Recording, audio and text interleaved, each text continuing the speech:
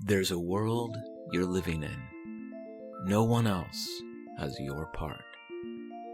All God's children in the wind. Take it in and blow hard. Neil Young's song, There's a World, is a key inspiration for our ongoing series of heartfelt conversations with folks from all walks of life. We're diving in and exploring their practice, their process, and how they express their unique genius to help create a more compassionate, wise, and present world.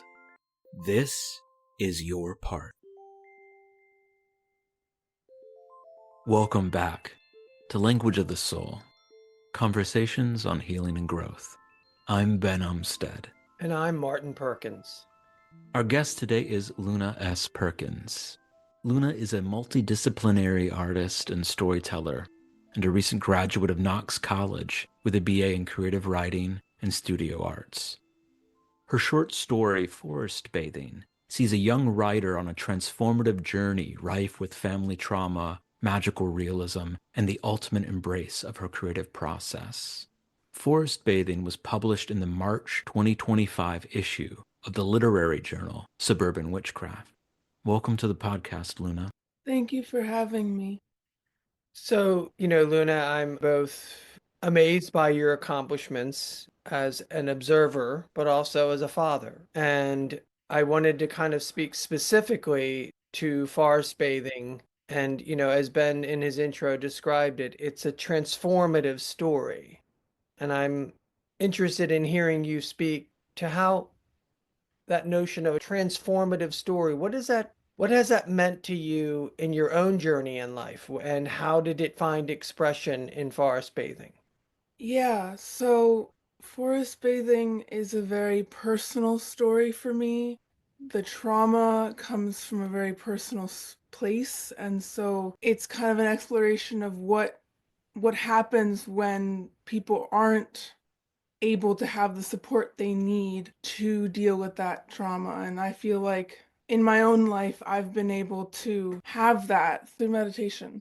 Right. And the beauty of forest bathing, by its title, but also its subject matter, the main character, she goes into the forest and experiences these extraordinary moments interactively. Can you speak a little bit to the role of nature in your own life?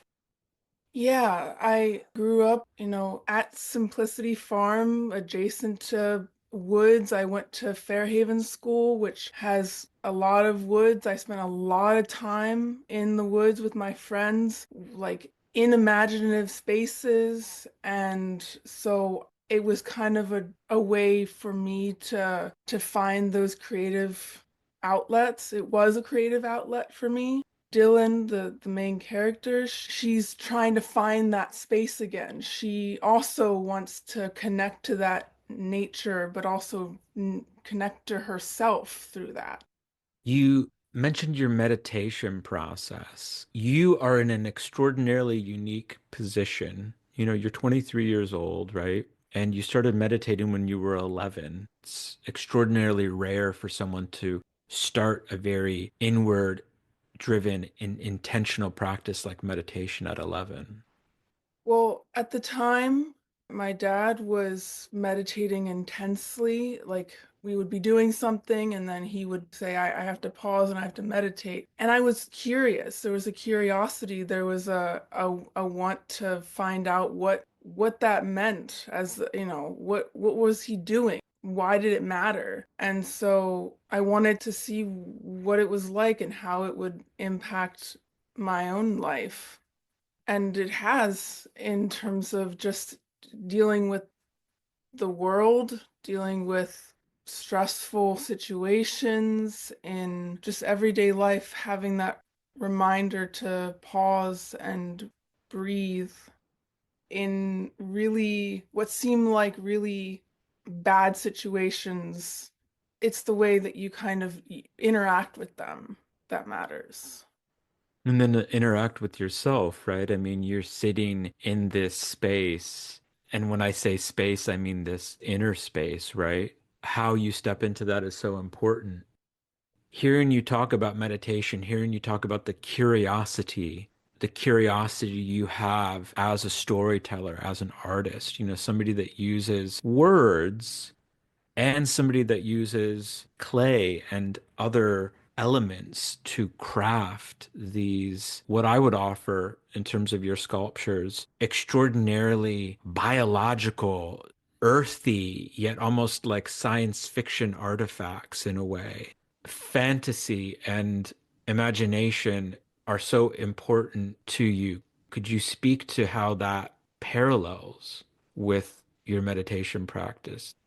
Well, I've always been a big reader, and fantasy has always been what I'm interested in. I love reading about different places, different worlds, the curiosity and just exploration I mean, in clay, it is about playfulness and curiosity. I'm constantly building, I'm constantly touching the clay, I'm constantly finding new ways to connect the clay together. And it is a very meditative process. I'm not thinking about what I'm doing. I have a basic kind of idea in mind, but I'm just doing it. It's not something I think about. I usually have music or a audiobook and I'm just doing it. A lot of people have that experience in art, but I think there is a certain point where people do start to like overthink it, and I have that as well. One of the aspects that I've admired of your meditation practice is your consistency. During these last 12 years, there might have been some exceptions, but on the whole, you meditate every day. So there's a real basis for how to deal with the overthinking. Because I think a lot of people might ask the question, so I'm meditating, but I'm still dealing with overthinking. How do you dance with that as someone working in clay or with words? Usually, if I start to overthink something that I'm doing, I have to pause. I have to step back. I have to kind of get some space from that process, whether it's with clay or with a piece of writing. Because once you step back and take some time, you get some perspective and you get to see it differently. And a lot of times I'll step back and then maybe I'll ask someone like my mentor for perspective and some help, and then it'll be completely different. I'll see it, I'll be like, there's all these new opportunities to do things differently. And it's the same thing in writing. I'm always bouncing off of other people, which is such an important part for me. You're talking about your writing and your process in clay, and one thing that's quite extraordinary, I think, is the fact that you've found ways to bring both expressions together.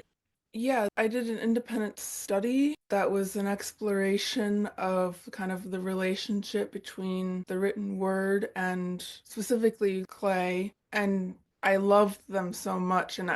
It's not just about the love of them. I can personally see how the processes are like connected. I wanted to see what that would look like. I ended up writing two short stories in which there was an interaction between the clay pieces and the stories. In one of the stories, the characters are inside of the sculpture. Whether like how that would express itself in like a exhibition, I'm not sure. I did do like a little video exploring the piece, and then I was reading the story as the exploration was going on. It's quite marvelous to consider that there are multiple ways to bring that. You spoke of your sense of both writing fiction and sculpting in clay as being harmonious with each other. Could you speak to where you began to make those connections? Well, I took a sculpture class my first year at Knox, and I started noticing how the process of just making was similar. And then I took another class, and that was the class that introduced me to clay. And that was really like potent because I think it's the process itself. It's the you're getting started, you have an idea, you start, you kind of get it all out there, you pause, you have to kind of step back. I started noticing those similarities as I started taking more and more 3D art classes and started to realize that writing was not the only outlet that I needed to feel fulfilled. I noticed that when I didn't have if I had a workshop but I didn't have an art class, I felt like I was missing something. Yeah, I mean, you are the universal conduit. These are simply just expressions of yourself appearing in different materials, but of course, they are you. You spoke to the need to do this, recognizing that need to create in multiple mediums. And I really resonate so deeply with that and have really found that struggle for me comes in honoring that, in accepting my edges with the discomfort of seeing an idea through to some level of expression. Could you speak to where your edges show up?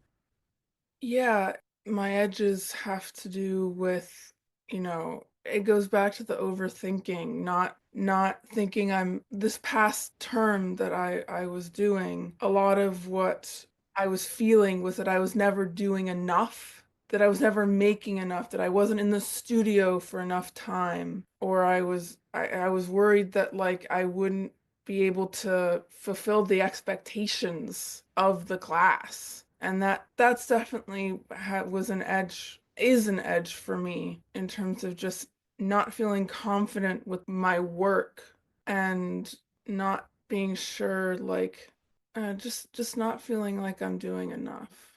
When that arises in you, how do you lean into that edge? I mean, you spoke to meditation, and of course, that is such a touchstone for every day. What else do you come to? What do you find nourishment and conviction and encouragement in? Journaling, that's an outlet for me. I took a poetry workshop and I ended up part of the workshop was writing every day for 10 minutes. And so that was something I did every day. And it was a way to just get things out, to get things on paper. But isn't that also something that you've been in the form of soul journaling you've been doing for many years, right? But maybe not as consistently. Not as consistently, but yes. Yes, it's something that those two things in my mind they're separate because the poetry was something that would be transformed into like a poem and the soul journaling is for me. Right. So some of that stuff in the poetry class it wouldn't it's never going to be transformed into a poem, but the expectation that it could be, there's that separation. But soul journaling for sure. I end up getting I'm surprised sometimes when I come back to it how How wise and insightful you are. yeah, I Yeah. yeah. Yeah, I think when in the midst of soul journaling, I know in my own experience, human beings on the whole, we talk about prayer, we talk about having questions about the world, and then when we actually take the time to reach inward and access those answers, how extraordinarily wise our own answers can be. That the answers and the support and the foundation of our actions as wise beings, it's right there if we allow ourselves that. And I think you're to some degree speaking to it, or at least speaking both to it and around it at the same time. Because I'm not so sure if I may offer it that your poetry and your soul journaling as necessarily have to be as separate as you've constructed them in your thoughts. You know what I mean? Because poetry I found to be an incredibly insightful medium for me. When you were doing that 10 minutes of writing each day, did you sometimes surprise yourself with what came forth? Yeah, I think sometimes I also if I didn't have some kind of idea, I was it was a bit of a struggle to get started. My teacher talked a lot about like, oh, just start writing, like it's the automatic writing kind of process. But it was sometimes a struggle for me to like feel like I had something worth saying, especially because I guess knowing that that notebook, that writing was gonna be something that could be in a class setting. But yeah, I think it did surprise me at times, and I'm hoping to continue that because I really liked writing every day. Mm-hmm. And maybe it doesn't, that line doesn't have to be as uh Especially since you're not per se moving forward, you're not necessarily in a soul journaling nor a poetry workshop. So you get to kind of create as your heart and your soul guide you. yeah, yeah, it means I get to shape the process, which can be a good thing and a bad thing. I like structure, so creating my own structure can be hard. Right. And that's going to be much more of a factor moving forward as a Yeah, graduate. not being in school. That I mean, that's part of I think why I took a fifth year. That structure was so Right. important to me. Having that outlet to do creative things like art. It would have been harder to find elsewhere if not in an academic setting. Yeah, it would have looked different. And more specifically there, you noted to me multiple times that it was very much about having the studio space, right? That particular thing that can be difficult to find. Yeah, because that costs money. People aren't just going to give you a studio space or give you access to a kiln. You have to, in a capitalist society, that's how it works. But when you're in an academic setting, you are paying for it. So that studio space is so, and yeah, it's so important because without it and without that community it's such a different feeling without the people and the space to support your process.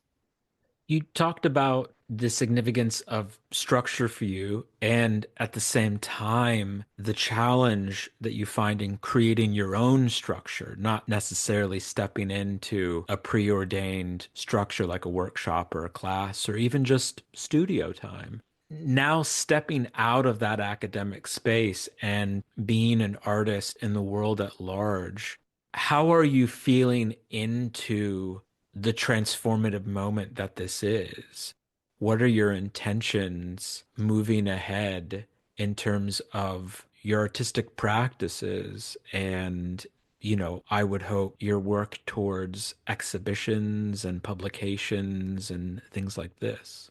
Yeah, so it's kind of just about finding opportunities, internships, apprenticeships, residencies, finding those are communities, those are structures that you find outside of academia.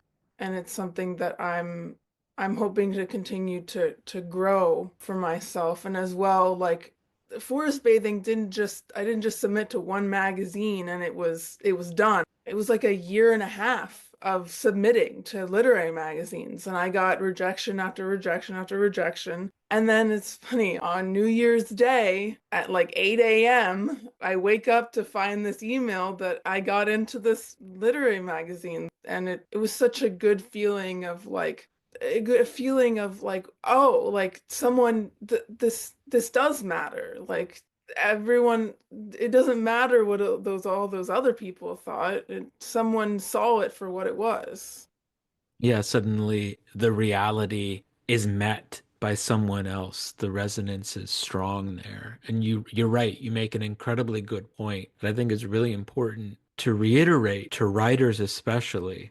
All of those other people, that's in the past. The reality is that this person resonated with it, or this group of people at this journal, and your curiosity and your conviction and your ability to tell a story brought you to them. The story itself is really this wonderful piece around community, a questioning of community, because Dylan is in this liminal period in her life, right? And I think an incredible thing here is the wisdom that you had as a writer to write from your personal experience, as you noted, but to write something for yourself for the present moment. I mean, you've worked on this story for several years, through your collegiate time and everything. The fact that it comes out in this moment of transition for you, the fact that your own wisdom, can be this touchstone for you moving forward as you seek those internships or job opportunities or spaces for community, I think is extraordinary. I think it really speaks to what you've touched upon with your meditation practice starting at a young age. I think it speaks to your curiosity that drives you in everything that you do to seek that delicious depth. Doing that for yourself in the story, having that now is so beautiful. There doesn't have to be this authority that we seek in any way. That inner compass is the beauty of being human. And Luna, I really want to state just how gorgeous, how effervescent your presence is as a storyteller, yes, as a sculptor, somebody who can see things in the natural world and yet create these, fantastical science fiction anomalies. And yet they're so full of emotion. They're so rich with pathos because of the vulnerability that you bring to your process, because of your honesty and your truth that you bring to your storytelling. Dylan is a person who goes through a real dark moment. The story has a weight to it, and your willingness to not look away from that darkness, but embrace it really speaks to your tenacity and audacity as a human being and as a writer. Thank you, Ben, for that praise. Those kinds of things are not easy for me to take in because of lack of confidence, lack of assurance that that's true, that it matters. I'm struggling between I know that my work matters and is it enough? And so thank you. You're welcome. It really truly is enough. Just showing up and doing it. You and I share a similar thread of self-doubt there, and it's very important just to remember to do it like you noted. The 10 minutes of poetry every day, the meditation, any of these things just to move those muscles, so to speak. This week for me, through the multiple podcasts we've recorded, there have been a lot of moments for me that have felt very low. I've wanted to sleep longer and I've wanted to, you know, poke at myself, judge myself for needing 10 hours of sleep instead of 9. It's been a moment of acceptance of my own power, of taking that pause, like you've talked about today, and finding that energy within to then, even if it's just little things, put them down on the page. So everything that you've shared today, just know that that's your wisdom speaking as we close the episode with this vulnerable moment. It's so, so important to remember that every time we speak and our hearts crack open, that is a moment of truth to power. That is a moment of conviction, and it's beautiful. Even sometimes if it feels bittersweet, even sometimes if it feels unsteady, clunky, like we don't have the breath to deliver what we really intend. It still comes through just by our choice in sharing and expressing, even if it may not feel that way. That is really the core of practice. Because what else can we do? That's the thing. I am so grateful for the person that you are, knowing you, as a longtime family friend, since you were born. It's so enriching to me and who I am as a storyteller to see another storyteller be vulnerable with themselves, because that's how we make the great stories. That's how we know that what we're doing matters. It matters to us. And so that means it's going to matter to other people, even if it's 10 years later, even if it's 100 years later. Being vulnerable is exactly it. So you're sharing in how you come to, frankly, astonishing different mediums. In my mind, I go, wow, I have such gratitude for that vulnerability. So thank you again. Yeah, and thank you for having me on the podcast. You're welcome. Is there anywhere that people can find your work outside of Suburban Witchcraft's issue for March of this year? Is there a website or social media that people can follow you on? Yeah, you can follow me on Instagram, Luna_Solange.11. I have it'll be posted on there. It'll be posted on my Facebook. And I'm hoping to share it more and more with the world. We wanted to let you know about an upcoming workshop at Simplicity Farm. That's Building Resilience in a Changing World on Saturday, March 29th from 10 a.m. to 1 p.m. Eastern Time via Zoom.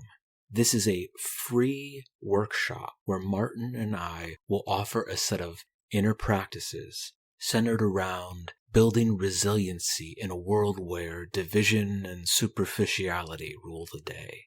This offering is interactive and practice-based, with a focus on meditation and journaling through the lens of Taoism and its wisdom traditions found in the three treasures. The three treasures being compassion, simplicity, and humility. You will have the opportunity to walk out of the workshop with real and effective tools in navigating the difficulties that can arise when our hearts lose connection with soulful wisdom. Skills you will practice to build presence and resilience include Daoyin meditation, 4 forms of rest, soul journaling, and cultivating a deeper relationship with values-based decision-making. This workshop can be found over in the upcoming events tab on martinperkins.com. Once again, it's happening Saturday, March 29th, 10 a.m. to 1 p.m. Eastern Time.